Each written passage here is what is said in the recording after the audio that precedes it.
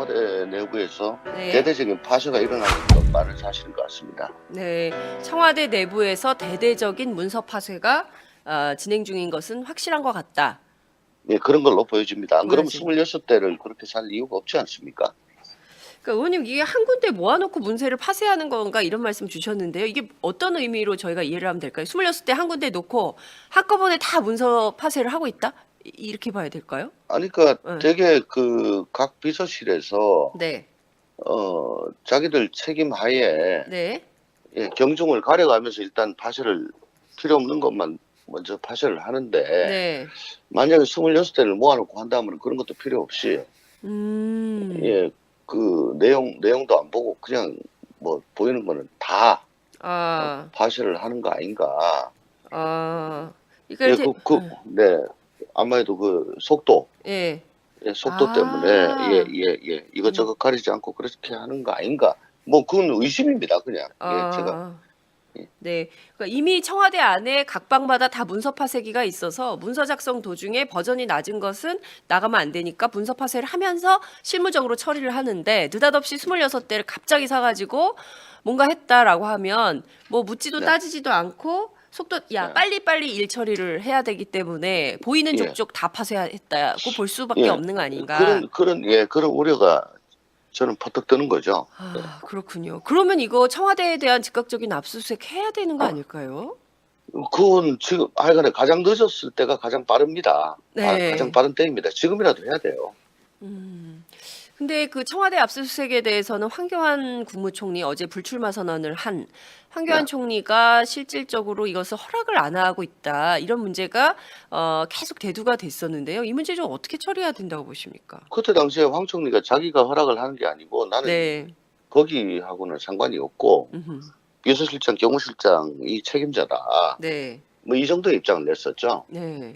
뭐 이번에 비서실장, 경호실장 사의 표명했는데 네.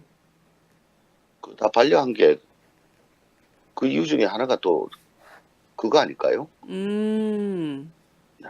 결국에는 청와대 압수수색을 막기 위해서 사의도 반려하고 결국엔 청와대를 지켜라 이런 얘기를 하고 있는 거다. 압수수색을 막아라. 우회적으로. 자기가 불어 책임자가 돼가지고 불어를 하기에는 조금 모양이 빠지니 당신네들 옛날처럼 그냥 남아가지고 네. 책임자로서 알아가지고 해요. 그런 이유도 있지 않을까 저는 뭐 별별 의심을 다 합니다. 요즘. 그러니까 그 본인이 책임자로 그 불어를 하면 이게 여론의 타깃이 될 수 있기 때문에 자신은 네. 빠져 있고 그 책임을 비서실장, 네. 경호실장에게 미뤄서 일단 저번처럼 똑같이 그렇게 예. 하고 있는 거다. 네, 이런 그렇게 의심이 되는 거죠. 네, 그렇군요. 뭐 하나 좀 깔끔하게 제대로 진행이 안 되니까 네네. 계속 뭐 마음이 찌부둥하고 멱지끝이 결리고 꿀꿀하고 그렇습니다. 지금. 예. 그 청와대 압수수색뿐만 아니라 삼성동 자택에 대한 압수수색도 필요한 거 아니냐. 왜냐하면 이제 박 전 대통령 그 삼성동 자택으로 들어가는 날 뭐 냉장고 뭐 대형 텔레비전 이런 거 들어갈 때는 뭐 아무도 그 촬영을 막지 않았는데 막판에 이제 우산으로까지 막아서 안 보이게 하고 들여간 그 물건의 정체가 뭐냐. 혹시 청와대에서 가지고 나온 문서 더미가 아니냐. 이제 이런 의혹이 제기되고 있습니다. 삼성동 네. 자택에 대한 압수수색 이것은 좀 어떻게 보십니까? 이제 만약에 압수수색이 됐다면 네. 청와대 내부에 네. 대한 압수수색이 됐다고 가정을 합시다. 네. 근데 생산한 걸로 그 리스트는 된 문서가 그 내부에 없고 청와대 내부에는 없어요. 네. 근데 그게 청와대 본관 비서동이 아니고 본관 쪽 문서라면 네. 그러면 이건 대통령이 사가로 음흠. 들고 나간 거 아니냐라고 뭐 합리적인 의심을 할 수가 있는 거죠. 예, 그런 경우에는 가능할 거고 네.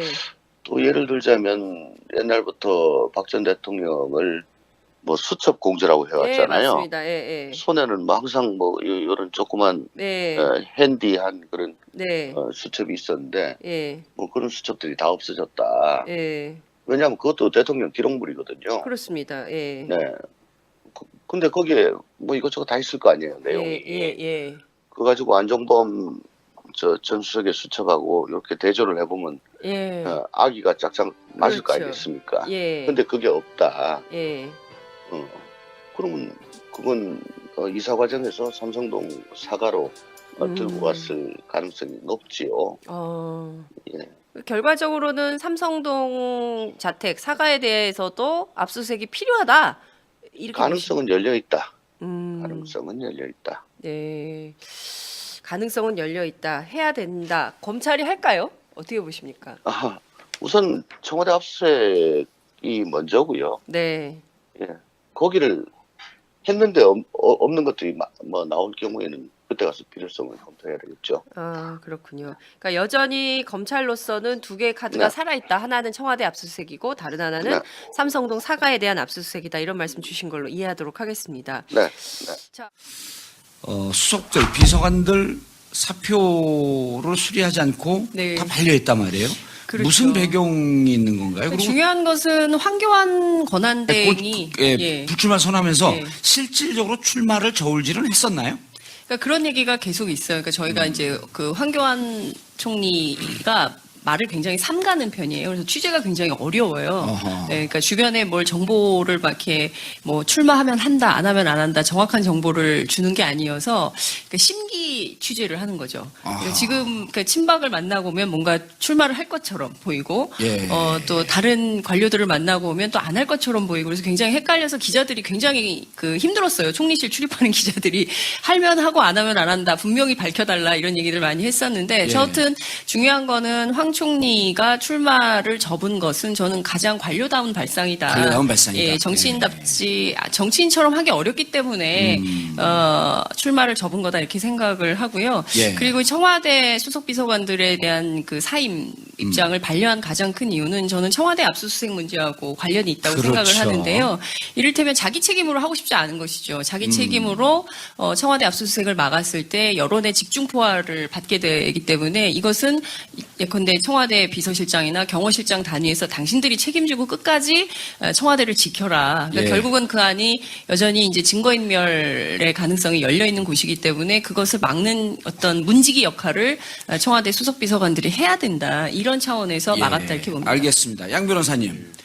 지금 저 얘기가 이제 언론에서 일반적으로 나오고 많은 또 그 율사들도 그 법조계 인사들도 저 얘기를 하는 거거든요. 네, 그렇죠. 그때 당시에 많은 분들이 황교안 대행도로 결심을 해라. 결단을 해라. 압수수색 영장 이제 특검이 들어갔을 때. 근데 그때 반려했단 말이에요. 그리고 반려의 책임을 비서실장이나 경호실장으로 돌렸죠. 근데 그게 그때도 이제 본인에게는 허용된 권한이 있는 게 아니고 예. 권한을 가진 것은 자기는 감독할 권한만 있는 거다. 그렇기 때문에 법과 원칙에 따라서 경호실장과 비서실장이 한 부분을 내가 뭘 할 수 없는 거다라고 입장을 밝혔는데 예. 이제 상황도 바뀌었잖아요. 그러니까 누구를 경호하기 위해서 경호실장이 청와대를 지키고 있고 누구를 비서를 업무를 보기 위해서 비서실장이 청와대에 있어야 할까요?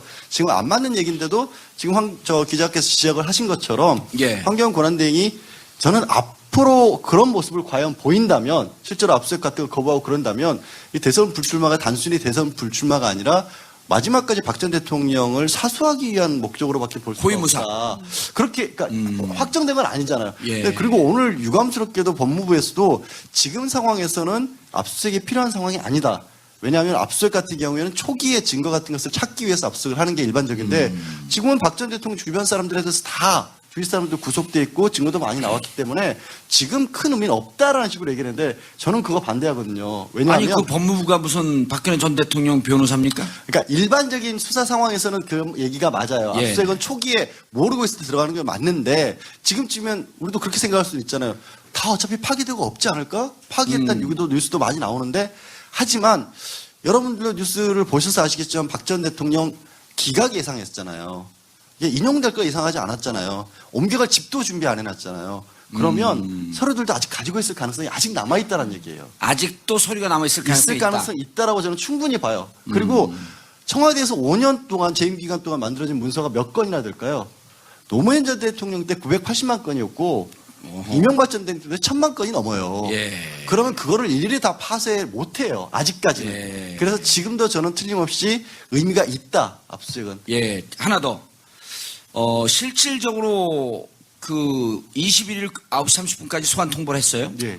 그렇게 한 이유가 청와대 압수수색 들어갔다가 개인이 또 막혀서 거기서 힘 빼지 말고 충분히 5일 있다가 그러니까 탄핵된 지 5일 만에 그 소환 날짜를 통보했단 말이에요. 그리고 소환 날짜까지 6일, 11일 정도면 충분히 준비할 수 있는 시간을 주었으니 그리고 지금까지 증거가 차고 넘치니까 별로 압수수색할 필요 없다. 그리고 압수수색 안 해도 지금 증거로도 충분히 할 수 있기 때문에 그렇게 힘 빼지 않으려고 압수수색 안 한 거 아니냐 이런 주장에 대해서는 그거는 병행해서 따로 봐야 될 것 같습니다. 압수수색으로 해서 남아있는 가능성을 찾는 부분하고 예. 여전히 다른 게 아니라 특검에서는 의료법 위반까지 적용을 했지만 박 전 대통령한테 그렇죠. 세월호 7시간 관련해서는 밝혀진 게 없어요. 그리고 대통령 기록물은 원칙적으로 전자결제가 원칙입니다. 그렇죠. 그러니까 계속해서 7시간에 대해서 소명을 하라 그럴 때 제가 정말 답답한 게 그게 본인이 1월에 대국민 담화할 때 기자회견 같이 하는 뭐 기자들 모아놓고 얘기하면서 하루 종일 뭐 보고서를 이만큼 결제를 하다 보면 하루가 다 끝나가 있다 그랬잖아요. 예. 원래는 그 보고서가 다 전자기록으로 남아있어야 하는 거거든요. 그렇게 알겠습니다. 하루 종일 결제할 건 있어야죠. 알겠습니다. 이 부분에 대해서 정 의원님, 보충 설명을 제가 한번 드리겠습니다. 아니 수사 얘기는요 우리가 2부에서 또 해야 돼. 아니, 요 압수수색 관련해서 저는 무조건 청와대 들어가야 된다 봅니다. 증거인멸을 했다면 증거인멸을 했다라는 걸 확인해야 돼요. 그것이 굉장히 중요해요. 박근혜 구속수사에 있어서 굉장히 중요합니다. 증거인멸과 도주 우려 이거잖아요. 근데 청와대 들어가 봤더니 파쇄기로 다 부쉈더라. 문서를 없앴더라. 그것만으로도 이것은 구속사유가 되기 때문에 안 들어간다는 알겠습니다. 것이 저는 검찰이 이상하다는 거고. 정 의원님.